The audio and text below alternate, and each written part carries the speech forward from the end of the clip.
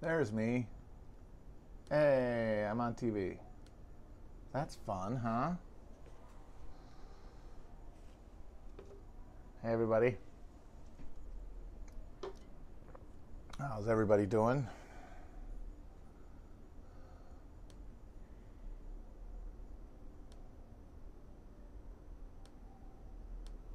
Looking at the night watch. Oh yeah, baby, looking at the night watch. Lovecraft Country, no good. No good. Very bad. Obviously, first minute of it, there's CGI blood, thumbs down. It's all CGI, so that's already, you have to get over a very large bar to just deal with it, because you're a fucking genre show. I don't care if you have prestige trappings, you're a fucking genre show. That means your effects have to be good, they have to be immersive. They're not, bye-bye. But maybe they could have salvaged that if there was something on top of it that was like texturally dense and interesting enough to make it worthwhile. But in my mind, any chance of that happening went out the window when a montage of racial abuse in the 40s of white people being racist to black people as they travel across the country was scored to a James Baldwin speech.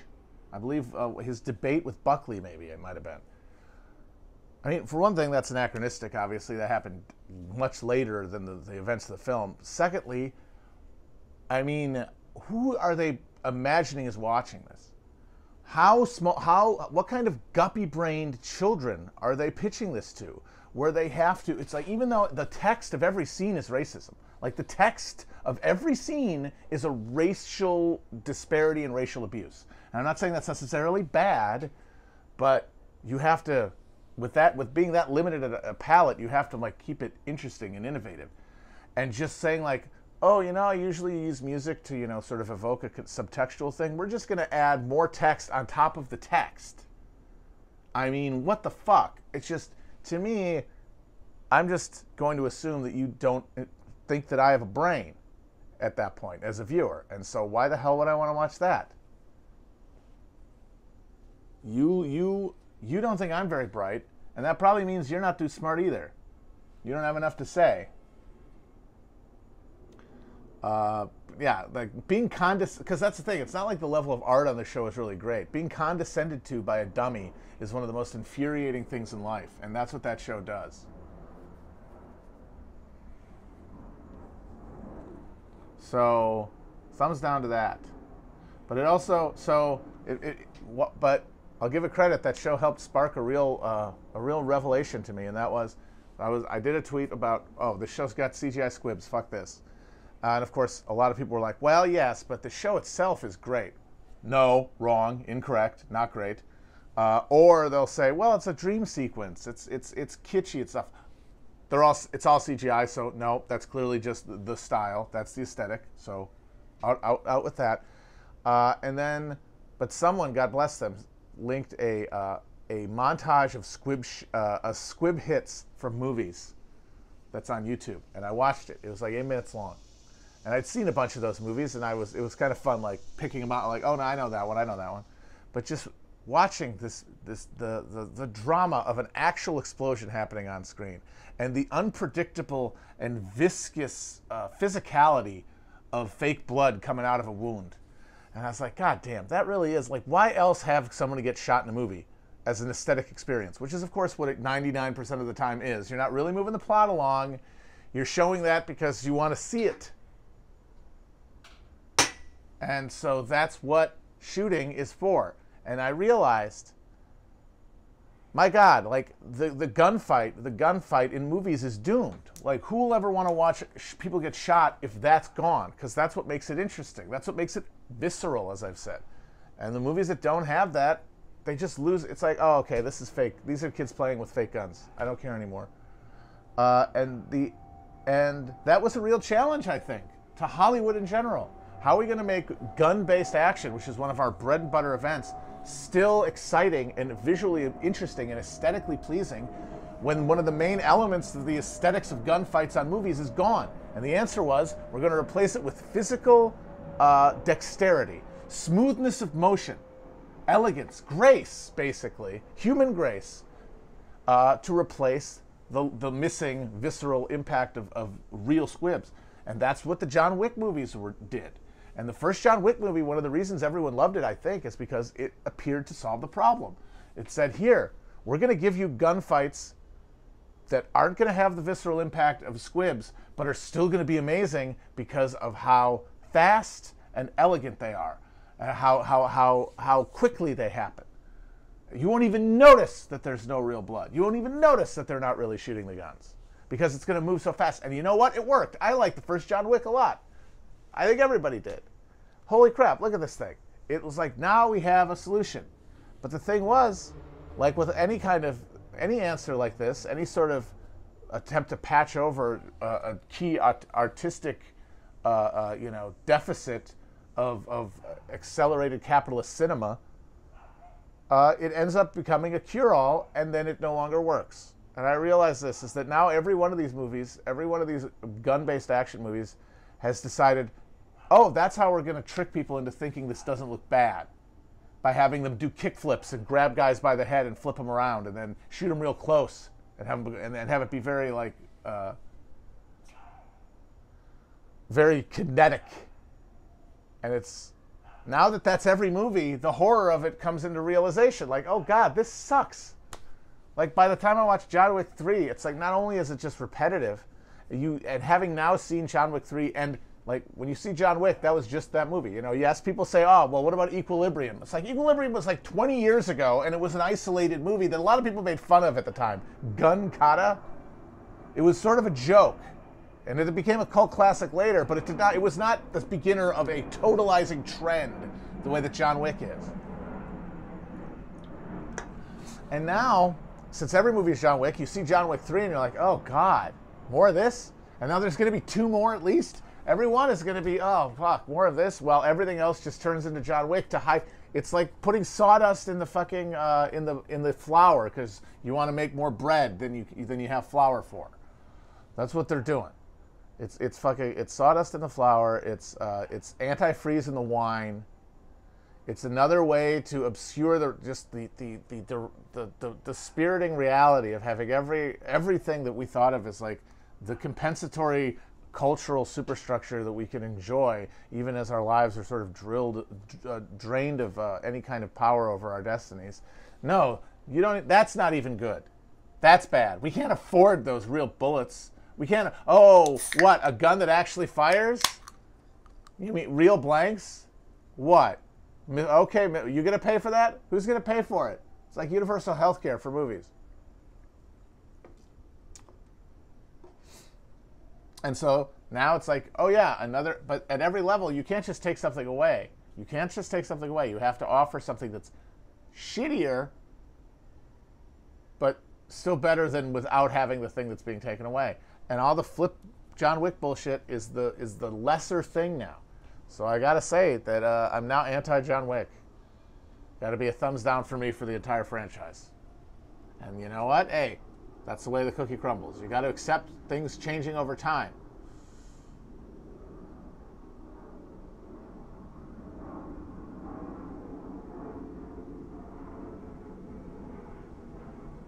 No, action movies are done as a genre. Horror's next. Horror's next. Horror's doing a little bit better. But, I mean, part of it is the A24 bullshit where there's like, they're not really horror movies in my opinion, but like they kind of ride around with horror movies and like maintain sort of an artistic credibility around them that allows people to do things like insist on real effects because horror film hasn't been totally like has totally lost any kind of artistic credibility as a genre the way action has. So that means there's still a few good horror movies and they'll still like, you know, invest the extra for real effects, but no, that's going to be gone too. And the only good horror movies will be the A24 things where it's like you watch it and you go, was that really a horror movie? Or was it just sort of a very like a dark drama? Or a thriller? It seems almost like a thriller would be more accurate a term than a horror movie.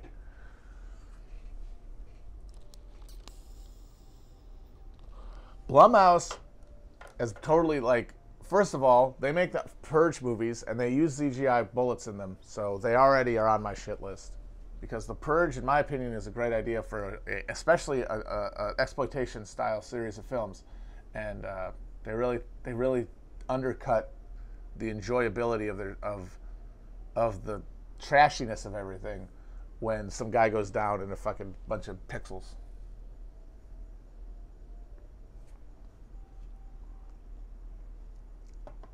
Yeah, no. Hereditary, for example, that's a horror movie, but Midsommar I don't really think is a horror movie.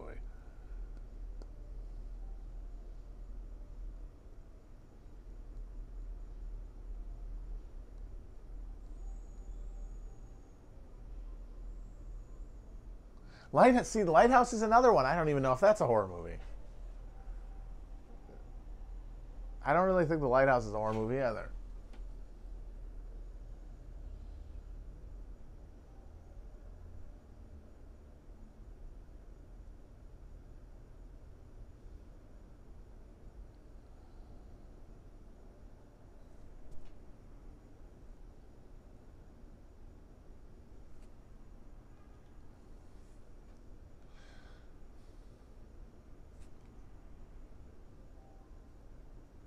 Yeah, the Lighthouse is a dude's rock.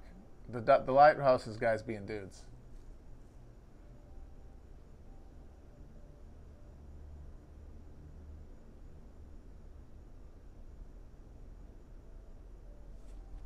Yeah, there's a real horror movie. It's called The Fucking News. Speaking of horror movies, we're going to be streaming the DNC second night tonight at 9 or 8:30. I think we're going on. But we're going to be there for the opening gavel, the opening Zoom gavel for the opening monster shithole garbage fuck that we're going to get to see. Does Clinton go tonight? I hope Clinton goes tonight. At the day after the picture of, or the day the picture of him getting massaged by an Epstein victim on the flight to Africa gets revealed. Good. That'll be fun. Oh, we're going to have some riffing to do on that one. Oh, boy. God damn. We might have to empty the notebooks for that one. They're putting him on stage. Just the insanity of this.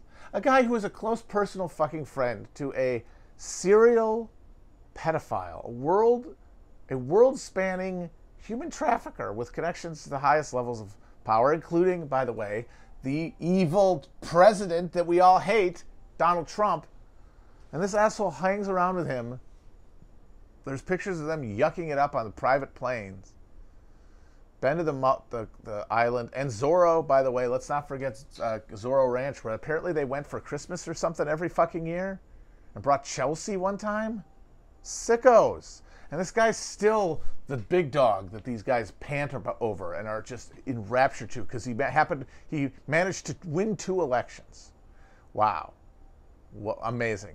He was able to basically show up at the right moment to ride the fucking nascent tech bubble of the 90s to 2 terms.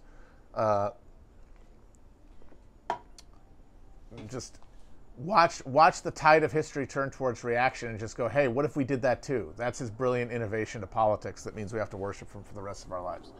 Hey, what if we just did what the Republicans do because that's what people seem to like?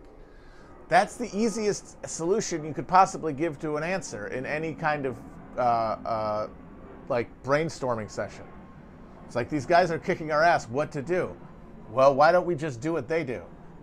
And usually that's the wrong answer because doing that kind of undermines everything else. But he didn't give a shit about that. He wanted to be in the fucking power, and he did it. And I think that's something that gets underlooked when we talk about the way these guys like reckon politics. When they're talking about what's pragmatic to get things done, what the unstated assumption is not is that they are the ones getting the things done. The assumption is that no matter what, they will be in power. They assume the position of centrality to the process because for them, politics is an expression of their ego. That's why they're in that position. That's what motivated them to get into politics. Someone has to take that job. It gets taken by people who self-select towards that psychological structure, that need. And what that means is that if they get into a situation where, the Democrats before me made this pact with the devil balance, to end inflation on the backs of the American working class and no longer be able to offer them any kind of meaningful economic intervention. We've essentially ceded the economic ground of politics completely, and we're going to have to completely depend on culture war and like identity-based influences and corporate money to maintain relevance. Oh boy, that's shitty. What do I do? Well, most people, when they're asking that question, are trying to do it from the perspective of a country. Like, what could we do together to like move this ship away from the iceberg? And a person who is psychologically fixated on attaining power does not think that. They think, well, what do I have to do to use the level of power in front of me, the Democratic Party in this case, in order to gain power in this situation? And so for the people who were in charge of the Democratic Party in the early 90s, when they tell you this is what we had to do, they're not lying. This is what they had to do. If they were going to wield power, it was going to be under those conditions. But the thing is, that's not, there's a greater interest that they're not considering, which is what most people who don't imagine themselves in those positions are imagining when they imagine the we, or who, like making decisions. That's the problem with a representative structure, is that you're concentrating the will of whatever organized political coalition that can exert power in the ballot on one individual, or a bunch of individuals, but concentrated into individuals like the president specifically, and members of and specifically the federal government. And those people are going to be motivated by an underlying assumption that they have to be in the room. And that means compromise is always going to be what they say, because anything else might involve them losing. And that certainly can't happen.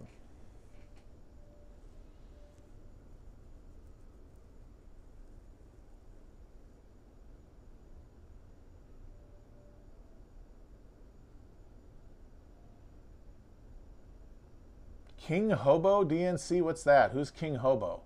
I didn't see that. I saw the fucking the Stephen Stills Billy Porter thing about where they did some weird like funk remix of For What It's Worth with him voguing, wearing some sort of Dracula cape. Oh, King Hobo is Kasich. Okay, I didn't watch it. I just saw he looked like he was at a baseball field. Oh my God, that was amazing, because it really reminds you is that politics now, it's just like at the level of the spectacle of our little Rock'em Sock'em Robot puppet show that we love so much. The people actually in charge of the controls, the literal channel changers for what we get to fight over, are just a bunch of old people, a bunch of senior citizens who lived through the 60s, litigating whether or not they were groovy. That's it. It's all just re-arguing the 60s cultural split, because because all else has been foreclosed. First by the changing of the party structure's relationship to the market in the 70s, the introduction of what they call neoliberalism.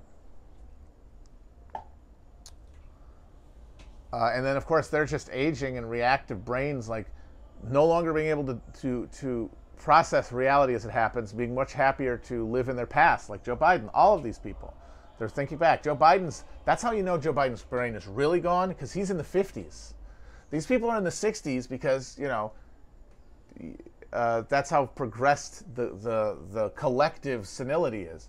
But Biden is, of course, because he is their tribune, he is their concentrated will, he is the most senile, and so he's already back in the 50s. He's already back banging the razors to get him rusty in the rain barrels. So once again, we get Stephen Stills' 900-year ass fucking noodling on a guitar, and this guy singing this song that's just from fucking Vietnam War movies, just to get the blood stirring in these people who just want to have one more chance to go to the polls and say, in the face of a fucking society falling apart around them, through their direct connivance and absolute blithe indifference for the most part, that actually, no, man, the 60s, it was about peace, dude. It was about peace and love. I'm going to go out there and vote for Joe Biden, who thinks that it's actually about hepcats being able to take their main squeeze to the soda shop.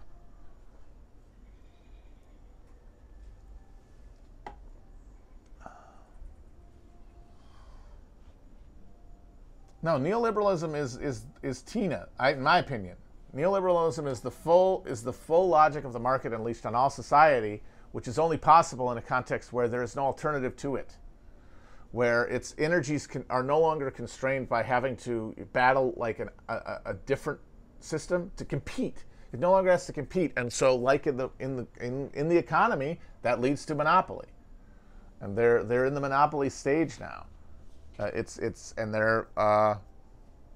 as such, they can move inward, and take that like market logic and apply it to everything.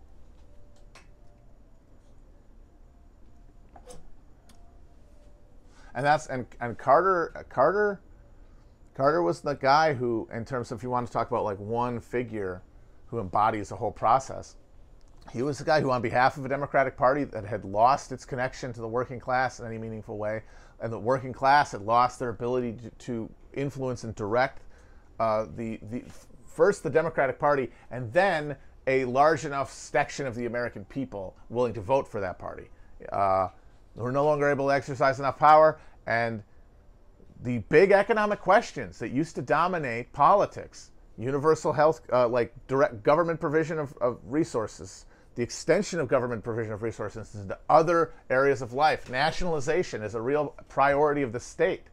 The creeping socialism that really does happen, or can happen anyway, or is theorized to happen in social democracies that keep making these, non-reformist reforms, that keep pressing things until a point of crisis, at which point, if you've assembled sufficient state capacity expressed through sufficient organizational capacity as the class project, you can then push it over the Coke machine.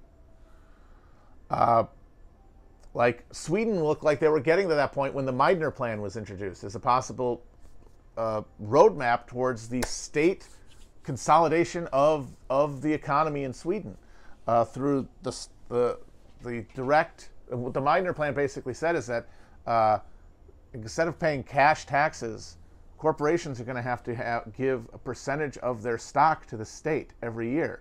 And that's not going to be like you give it once and it's every year. So that means the state gains stock over time and eventually has complete control.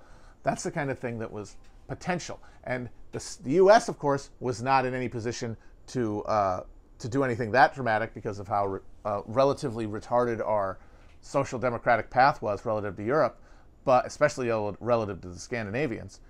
But there was still stuff like Nixon proposed a universal health care plan that is to the left of anything we have now, or proposed by Democrats, shy of Bernie. And Teddy Kennedy rejected it because they thought they could get the real thing. That's how close they felt they were. Universal free college was a real thing on possibilities.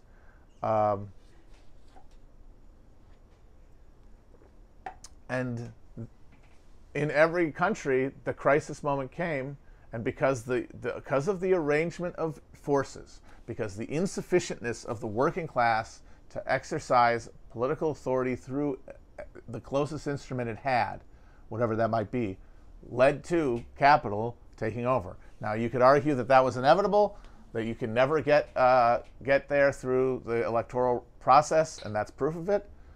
I don't know. I'm kind of agnostic on that point. But I do know that a crisis moment the crisis point emerged, which was theorized. The victory of capital being inevitable, that is what I'm not sure of. I don't know if it necessarily had to go that way. But of course, then you get into counterfactuals. I would say plainly that obviously, given the conditions we had, it couldn't go any other way. But the question is, to what degree were there people and forces that could have changed the direction? At what point could the river have been changed its course? And I'm not sure. That's why I feel I do enjoy. That's why I feel basically agnostic, and I feel like that's kind of like that's where like history, even if you have a dialectical understanding of the materialism, none of it is that doesn't make everything self-evident. It still has to be investigated. I would say, like, whether anybody could have punched through that logjam in the West anyway, through the electoral process, I don't know. But I would say that the 70s were the moment when the contest was definitively won by capital, which means that the neoliberal era is the era of hegemonic capitalist victory over the political process. Like, if you want to, I think that's as good a definition as any. It is when like the libertarian conception of the state,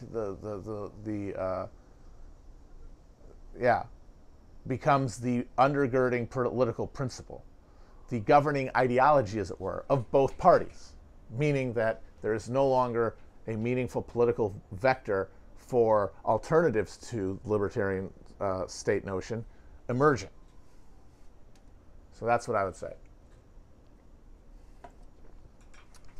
It's getting sunny on me here.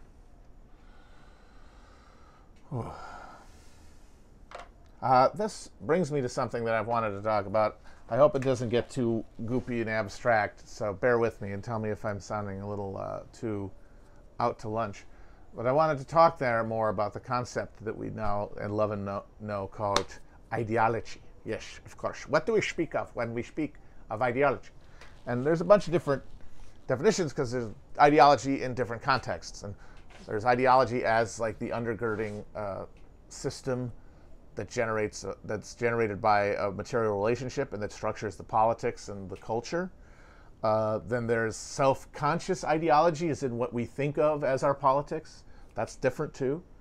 But I want to start at the basic level with what ideology, what purpose ideology serves in the mind.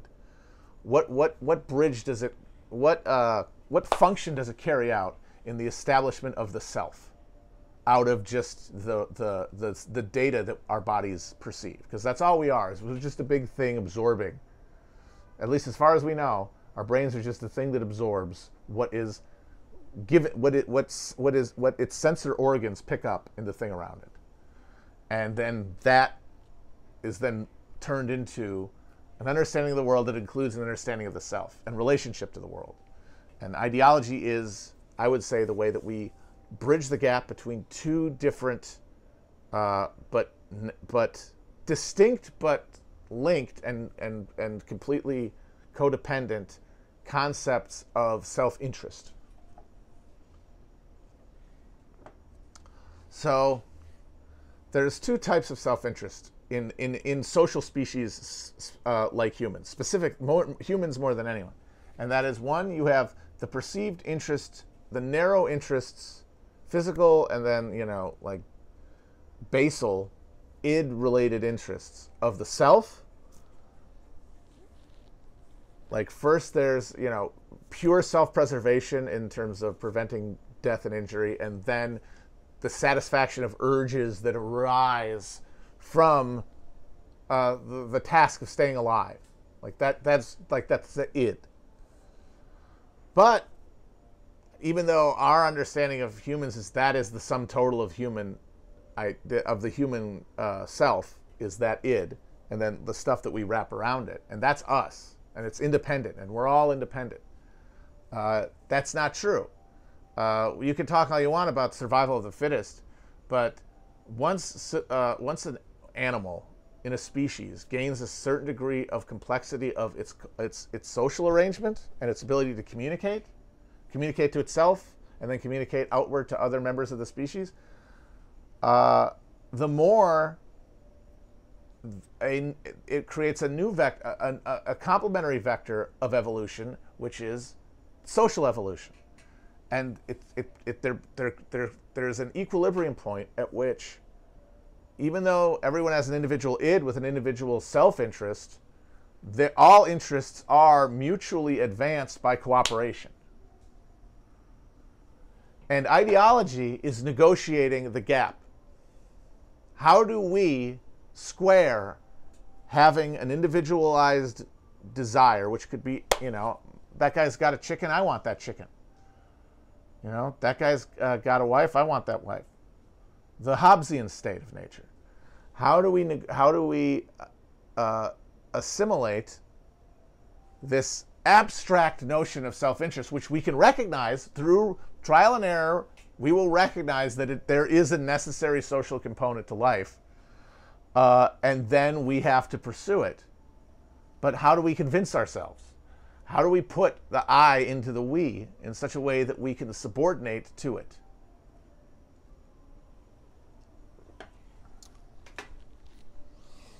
And ideology is the structure of that relationship.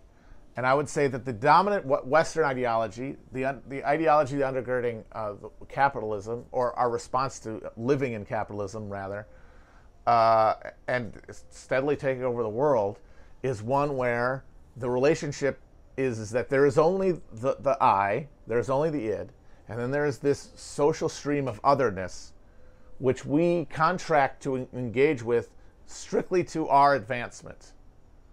And then any kind of social question, like how does that allow everyone else to advance? Because remember, there has to be a social component to existence. They would say, no, if everybody is self-interested, the collection of that self-interest, by negotiating it through a frictionless market with no latency of transmission of information, will rise all boats at once. Of course, that's absurd, because we are not one. Even though we perceive the social dimension of our persistence more abstractly than our id, it is in reality as important. It's co-equal. And what that means is that society is co-constitutive of what we think of as ourselves.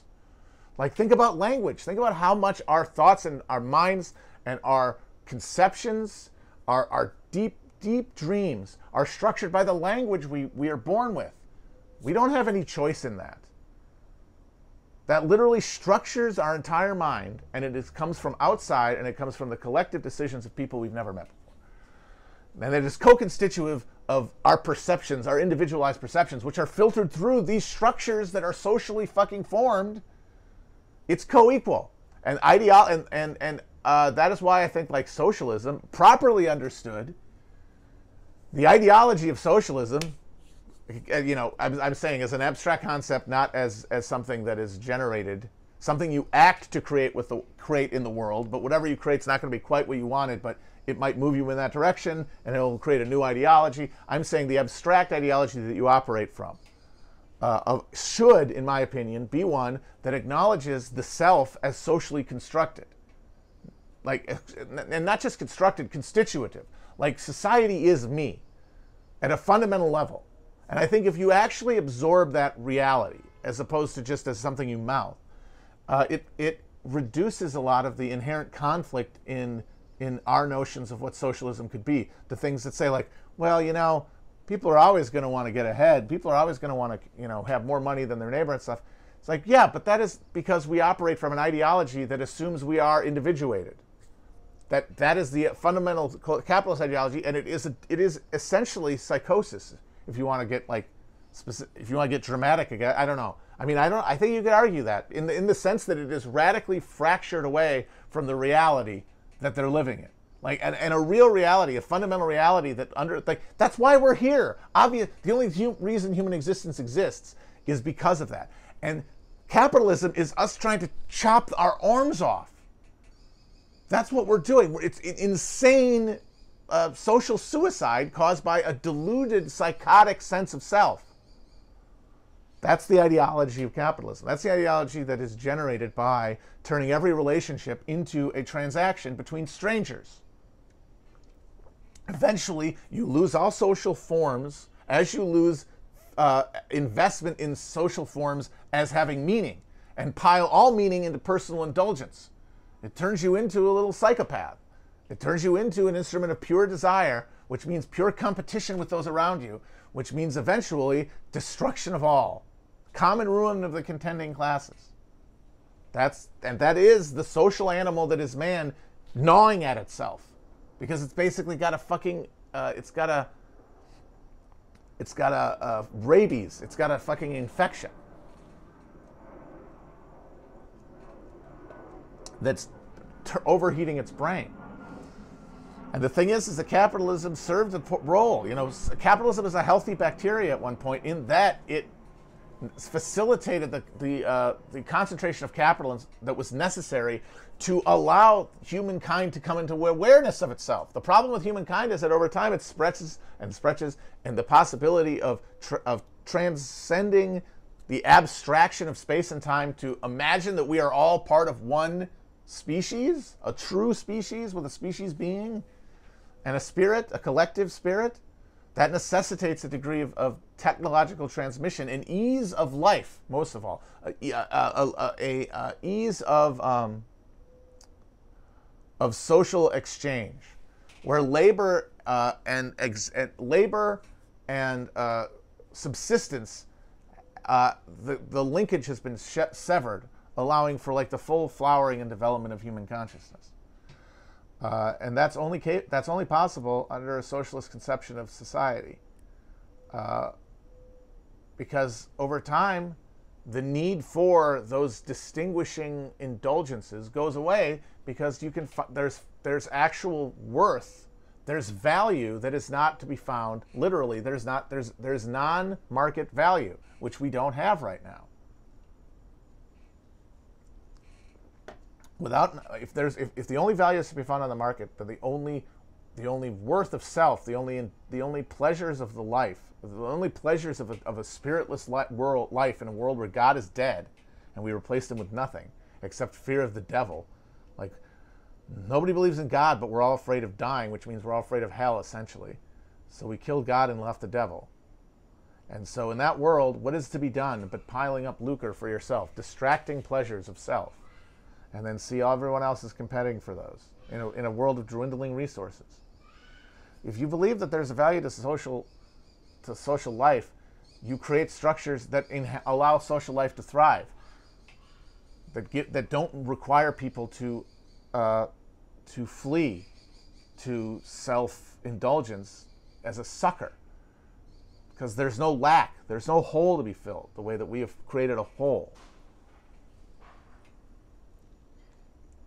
And I think there has to be some place for religion to help in terms of, if you're going to create like an ideological bridge, like a self-conscious ideology that could break this suicidal logjam, it's going to have to involve the language of religion and spirituality, because that's what people organize their minds and identities around.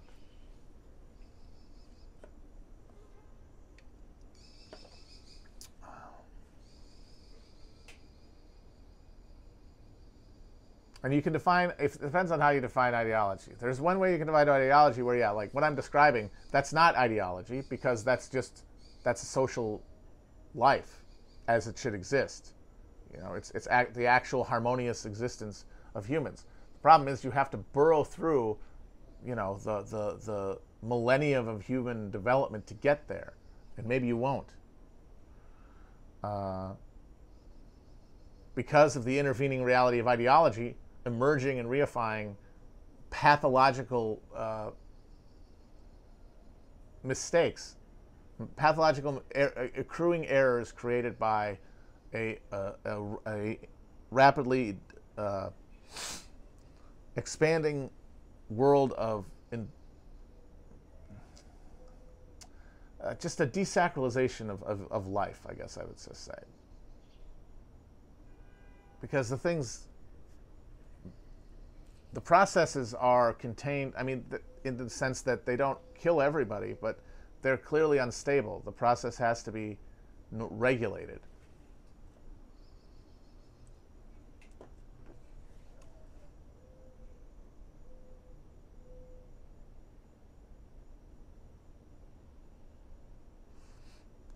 And that's why, as much as like the trad Nazi types think, oh no, I've solved it. I've solved this. I've recognized the problems of capitalism, but I've just replaced the self with the people, the Volk. I've replaced the self as the locus of all, you know, meaning with my fantasy idea of a people. But what a coincidence. I'm picking the people who are most like me because I am using the concept of a social life to just recreate the individual self on a larger scale. Like Hitler was not trying to subsume himself into the social reality of German existence. He was trying to suborn German existence to him, to become an expression of him. And that's what fascism angles towards. Because even if you create your beautiful corporate state, it's going to have to define itself against others, internal and external, who have to be destroyed. And that process continues over time regardless of whatever happens. You win the war, you have to start another one. You will destroy yourself because you are, at the end of the day, not engaging in a move towards the sort of degradation of ego away from individual market expression of self towards a social relationship with others, a contextualized self. If you're not doing that, you are steering it towards eventual mutual annihilation, leaving none.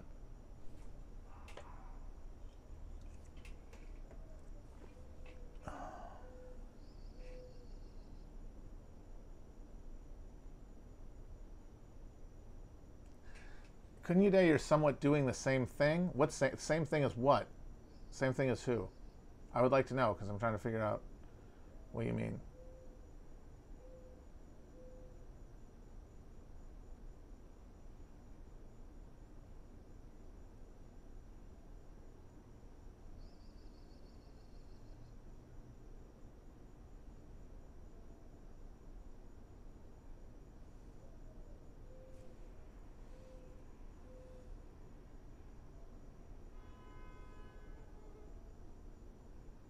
Like the thing that really reminded me about the reality of that, like how ethno-nationalism can never stabilize and will always destroy itself, and that it's not, because you could argue, because like the libertarian, the ideological fantasy that undergirds the libertarian sense of self is if everybody works towards their own advantage over time, and you remove barriers to exchange, everyone will advance. Now that's not true. But that's what they think. It's ideological. It's deeper than thought. You know, it's just it's a motivator that they don't even know is there. But we know that that's destructive. And like the fascist notion is that you recognize that, but then you say, oh no, we can all get together if we are operating out of, the self-interest as ourselves conceived as part of some Volk. Well, in that case, the only competition at that level has to be war, which is what they sought. And even if you win all the wars, you have to define yourself against another, so another emerges from within, depending on whatever crises are being created by your unstable economic model, which is capitalism, which is going to drill through the world's resources eventually and leave you in a position of unsustainable crisis of distribution. And the one thing that made me think of that most recently is John Cornyn, the senator from Texas, early on in the COVID, was asked about, hey, what about this COVID thing? Seems pretty serious, because he was talking about, fuck it, open up, we got to save the economy. And he was saying, well, the people who are dying are people who are older, people with heart disease and stuff. And he's not necessarily talking at that point about, they're poor black people or they're poor Mexicans. He's just talking about like his constituents. And in a state like Texas where everybody has heart disease, I think it's like the state flower is arterial sclerosis. And he's talking about people who are unlucky enough to get the thing. Because at a certain level, you have to like break off from a group and determine it other in order to redefine the self. It's the only thing that keeps you in a vacuum conscious of yourself, is by recognizing distinction. That's why the idea of like a sensory deprivation is so terrifying to people, because it's you alone, but eventually you lose the sense of self because you're not comparing it to anything. And that means that the ethno-state will eventually destroy itself either by overexertion or by turning inward. That's the death drive that undergirds fascism, and because they both, and there's a death drive that undergirds capitalism more broadly, And both of them are embedded in this notion that you can be an individual person on this planet. That there's something called an individual human being. That there's that's a meaningful category. Like, to distinguish a person at a level beyond just to note that this is a distinguishing feature of a greater, social organ.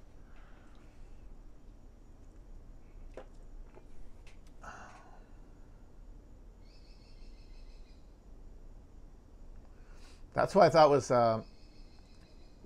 good about the book, The Man in the High Castle, which it has the Nazis and the Japanese as world-spanning empires with no enemies to see in the 60s, and they're still going to have a nuclear war.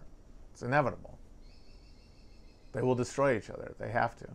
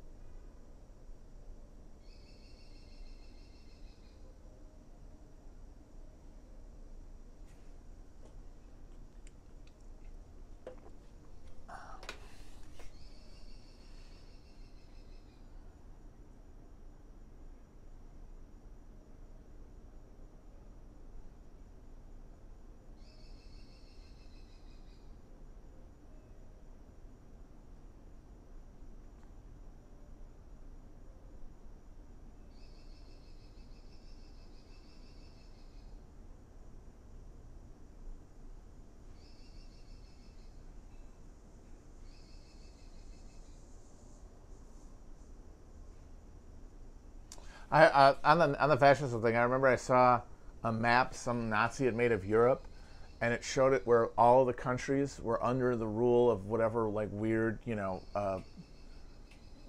crypto-Nazi party is in that country, like the True Finns or whatever. What if they ran every country? And it was just supposed to be like, oh, this is a dream. Oh.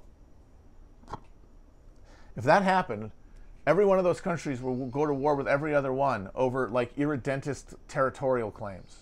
Sure, yes, of course, they would cleanse all the Muslims. But what do you think they would do after they did that? Or as they did that?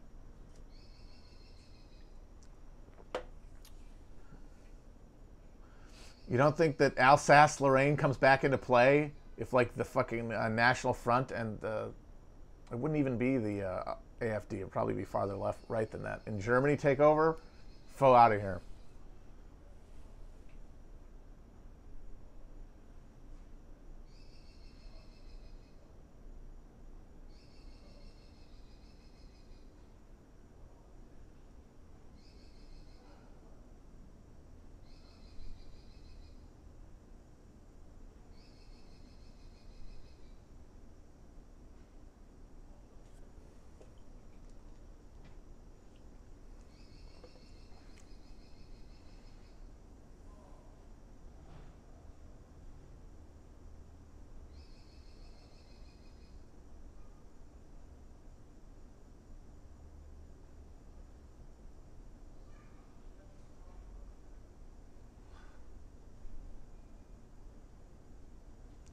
Someone wants to know about the death drive. I would say that the death drive is the brain's way of just coping with the irreconcilable phenomena of being an individual consciousness that is both the sum total of existence and also aware of its own finitude. Mortal. Self-consciously mortal. Is that the closer you cling to your individuated being, the more fraught and horrific life becomes. The more the experience of life is undermined. Like pleasure is literally sapped out of the world due to the overweening anxiety of the consciousness of time progressing and your awareness coming toward an end. A thing that a mind cannot conceive of because it cannot conceive of anything that it's the opposite of everything it's ever experienced. It can't handle that. And so life becomes misery. And so, but because what makes us miserable is that we can't hold on to life, we don't want to kill ourselves, but deeper, where we can't even get at, we want to die. We want to end this, but we don't want to know it's coming. We want to end it. And so we act in ways that will bring about the end.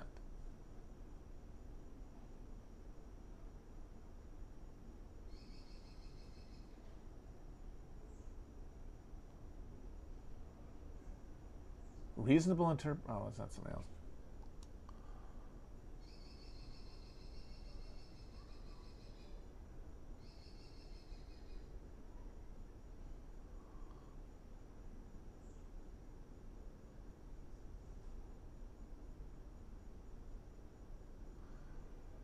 Man, somebody's really mad at Gnosticism.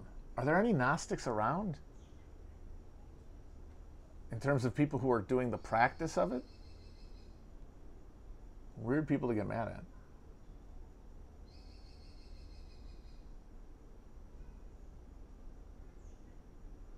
Oh, somebody asked me this on Twitter, and now they're repeating it. The most cringe VP, vice president.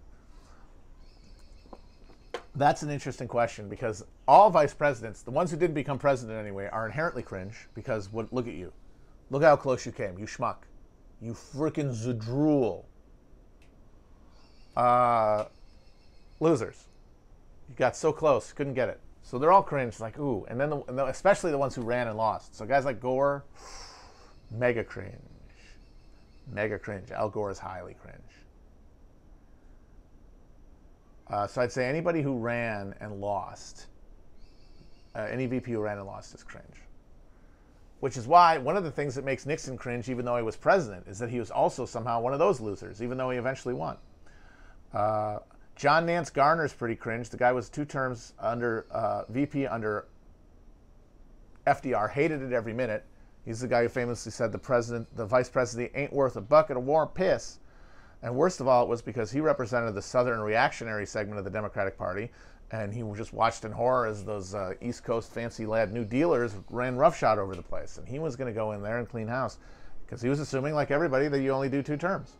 But Franklin, good old FDR, got in the end of that convention, and he didn't trust any of those other horses to carry, you know, the ferry across the river. So he did it, and after telling Garner he wouldn't, and he was pretty pissed. So he got owned.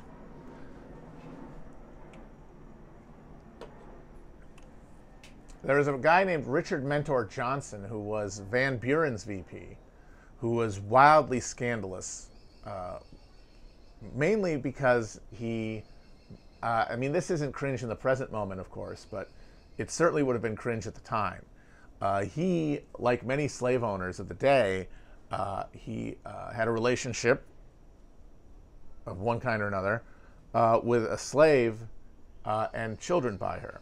But unlike those guys who kept it on the down low, you know, taking the candle to the back room or whatever, I don't think he married her, but he had her like as a public consort, and it was scandalous. I would say that Henry Wallace is pretty cringe, definitely. One, because God, he got so close. If FDR died a little earlier, or the right wingers hadn't foisted Truman onto FDR at the convention, he could have been president. But the thing is, he was kind of a goofus. I mean, it's known now that the entire Progressive Party that he ran on, that they kind of like spun up out of nowhere for him to run on, the platform of, was just entirely shot through with communists. And, you know, of course you go, that's epic, that's cool, that's epically cool. But the thing is, the one guy on earth who didn't know that was Henry Wallace. He was a genuine, like, good government, progressive type from the Midwest. Like, he was a farm expert. Just a fucking, he was a nerd. He didn't even know that he was sort of being moved around by Moscow. Which, again, hey, if he'd gotten into the presidency, and like set the course of the Cold War differently, you know, that's a real counterfactual that might have genuine valence in terms of changing the larger direction of history. Cheney is based as hell. Cheney's not cringe. Come on, the guy ran the entire show by himself. He fucking took his house off of Google satellite views. He had a man-sized safe at his office. He suggested himself for his job and then took over the other guy's job. Nothing cringe about Cheney. Evil, yes, but not cringe. William Rufus DeVane King died 2 months. He never even got sworn in. He died in Cuba of yellow fever or malaria or something. The other thing about William Rufus DeVane King is that he was noted in Washington for his flamboyant appearance, dress, and affect. And when you read the way people talk about him, it's pretty clear if you read between the lines that he was he was a fancy man, I guess you'd say it. He was fabulous, I guess you'd call it. His nickname in Washington was Miss Nancy. That'll give you an idea. Andrew Jackson called him Miss Nancy, and James Buchanan, who was a good friend of his, Aunt Fancy. So they were boyfriends. William Rufus DeVane King and James Buchanan were probably boyfriend and boyfriend. So that's not cringe in 20th century standards by 21st century standards, but it was probably pretty cringe at the time. And then he died before even really taking office. Also cringe.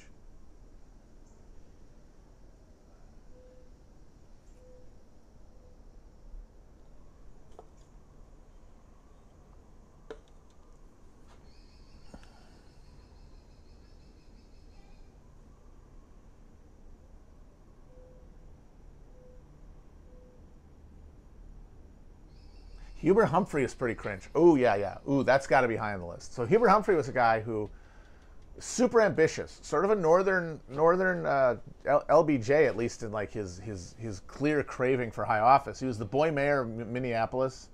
He famously got the Dixiecrats to walk out of the DNC in 1948 for giving a speech about putting a civil rights plank into the party platform. Then he became a senator from Minnesota. He was a favorite of the AFL-CIO. And he ran for president in '60 against Kennedy, and he just got blown off the stage by the glamour. There's a great documentary called Primary, about the Wisconsin primary in 1960, which a lot of people thought was going to definitely be Humphreys because he was considered like the third senator from Wisconsin because he was always a guaranteed vote on all of the dairy price support legislation that Wisconsinites cared about very, very much back then. They still do, but not as much as they used to. We had a guy, Herb Kohl, who was fucking senator for life, basically, because he was the guy in Washington who made sure that the fucking that the milk stayed above a certain price. So, and then Kennedy is this, jet-setting East Coast Catholic guy in a state that, even though you've got Catholics obviously in Milwaukee, has a large, rural Protestant population. And there's this footage of poor Hubert Humphrey and like a VFW hall in rural Wisconsin going, "I'll tell you about this Kennedy. He doesn't know an ear of corn from a ukulele." But then you see Kennedy in Milwaukee, surrounded by a bunch of Bavarians and Polacks just like losing their shit. And he won. He won. And they won in West Virginia, which was huge. Of course, the Teamsters helped him out there. But so he was an ambitious guy, got to be LBJ's VP, got bullied by LBJ the whole 4 years, basically forced by LBJ to take his and run for president with his Vietnam policy. Like, that was the condition of Johnson's support to Humphrey for the nomination, which, of course, he had to wrest from the dead grip of RFK at the fucking convention in the face of a giant police riot and screaming and a tumult within. The condition for LBJ supporting him was, you better fucking take my position, even though he didn't really believe in it. And so he had to fucking flog that dead dog of LBJ's Vietnam policy until the fall, when he finally, last month ago, he stopped supporting it and called for a moratorium on bombing and peace pursuit, like being prioritized. And he actually had been way in the back in the polls, and he kind of climbed. And then the election itself was very, very close. If you look at it, Nixon won the Electoral College pretty convincingly, but the actual vote total was almost a tie. I mean, it wasn't 1960, but it was very, very close. And it could have gone the other way very easily, especially if Humphrey had gotten out of LBJ's pocket a little earlier. So by virtue of just being a cringing toady who ended up going down, a guy who really was a very principled dude, his early career was like a civil rights stalwart and also a labor, like a labor first guy, who's like presiding political obsession was to create full employment in America through like a guaranteed federal jobs program, which was something that the right fought tooth and nail until it was finally passed during the Carter administration, but by that point had its entire actual enforceability and meaning drained from it. So loser, big old loser. And Nixon, it's funny, Nixon actually, LBJ actually played footsie with Nixon during the campaign because he worried about Humphrey stabbing in the back on Vietnam, because at that point he was psychopathically obsessed with protecting his legacy on Vietnam and his position. So he was willing to that's how far he went to make sure that Humphrey stayed on the team. So he whipped his ass down the fucking campaign trail until he finally was able to get out from under it, but it was too late. Absolute cringe. Pence is incredibly cringe. I mean, come on. To just be such a colorless cipher known mostly for being an absolute repressed Christian freak while this guy's president, come on. Pathetic.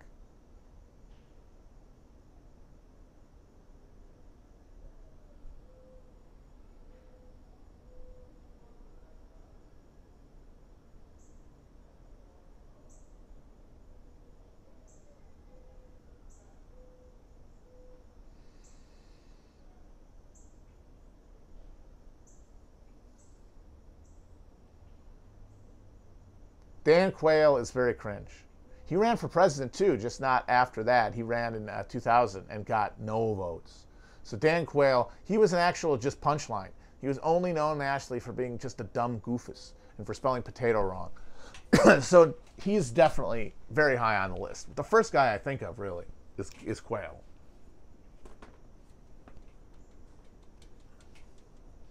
Quayle and Pence, both from Indiana. Man, what a dire presidential state. So they've got two of the most cringe vice presidents ever, and their one president, William Henry Harrison, A, wasn't from Indiana, and B, fucking died his ass because he drank poo-poo water a month after being inaugurated. He shitted out his doo-doo ass. Can you believe it? There's only one answer to the question, most cringe presidential candidate. There are many contenders. George Romney, Mitt's dad, very high on that list. Mitt Romney, also high on that list. Adlai Stevenson, of course. Anybody who ran more than once, they get the stink of loser on them, like the Buffalo Bills or the Vikings. So Adlai Stevenson, Henry Clay, William Jennings Bryan, losers. Bob Dole, guy ran his whole life. But I don't think any of them compare to number one with a bullet. Oh, Hillary's on the list, of course. Hillary's highly cringe. Hillary may be number two. Number one, with a bullet and an exclamation point, Jeb. John Ellis Bush. Just, please clap. You can't beat it. Can't beat it. And when you consider how much money he spent per delegate in that, which is, I think, by far the largest amount ever. He got like 2 delegates, I think, and he spent over $100 million. I believe that's like the quick math there. So it's something like $15 million a delegate. After coming from the pole position, and being like not being like some crank millionaire who spends his own money, being the inside track guy. And he was the loved son. He was the good guy. He was the one who followed the rules. While George was out gallivanting and snorting coke in the fucking cockpit of a fucking A-10 Wardog, this guy was studying the blade. He learned Spanish. He went to Puerto Rico with his Mexican wife to like campaign for his dad when he was running against Reagan in 1980. Well, George did nothing. And who got to be president? For 8 years. Who got to be president? Goofus, not Gallant. Gallant gets to show up 8 years later after his fucking family's name is shit because of how badly his dumbass brother fucked everything up, and all because he lost his first race. Lawton Childs is who we have to thank for that. Lawton Childs beat him for governor in his first run, which threw off the timetable. And he was in his first term in Florida. It took him that long to get back in, which was not enough time. Whereas George had already had 2 terms in Texas because he went like 2 years later. If he'd gotten it then, if he'd gotten the Florida presidency then, or the Florida governorship then, he would have been the candidate in 2000. Now, maybe he doesn't win in 2000. There's an interesting counterfactual, because there is something to George Bush's just frat boy, dipshit charisma. Like, I always hated him and never thought he was charming, because he is just like a bully. He's like a rich bully asshole, but that's an archetype that a lot of people like. Jeb is sort of absolutely without character. He's drained. He doesn't even have sort of the towering noblesse oblige of his dad. Like, his dad was obviously a weenie. You know, they called him a wimp and everything. This blue blood. But he also just had this imperious authority that meant that it didn't matter that you thought he was a nerd. He was still judging you, and that made you kind of feel some sort of respect for him. Jeb had nothing. Jeb is just this cringing and obsequious toad boy. Yes, the cringiest of the cringe.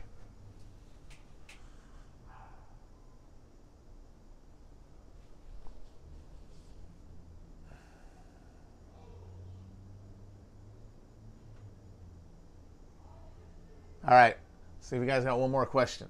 Ooh, all right, I found it. Most cringe Civil War general. Well, obviously you got basically everybody in the Army of the Potomac before Grant. Joe Hooker, cringe. McClellan, huge cringe. Might be #1 right there. Just this pompous little turd, scared of his own shadow. Burnside, obviously hugely cringe. On the Confederate side, Braxton Bragg, wildly cringe. John Bell Hood, amazingly cringe. I do think it's funny that everyone got mad that 2 of these huge military bases are named after Confederates, and it is kind of fucked up, but it almost feels like they were trolling when they did that, because they're 2 of the biggest fuck-ups of the Confederate Army. Hood himself personally destroyed his own army by just heedlessly smashing it against the Army of the Cumberland. Like at Franklin, they just had to post up and just watch these dipshits march across the field without even doing an artillery cover the way Lee did before Pickett's charge, and just rinse their asses.